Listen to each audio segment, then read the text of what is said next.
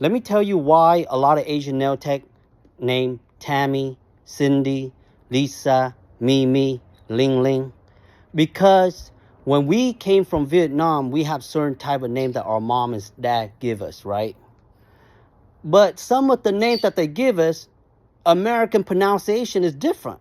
Like, for example, but y'all call bitch. And then we got foop, and y'all call it fuck.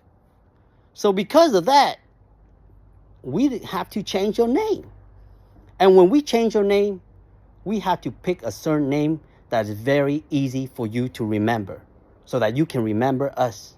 That's why most of the names that you hear is very common.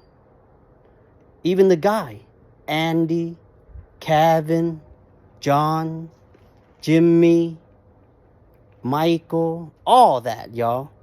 I'm not making this up. That's why we had to change the name. If y'all can pronounce our name correctly, we wouldn't change your name. But we would not want y'all to be calling us bitch and fuck. That's it.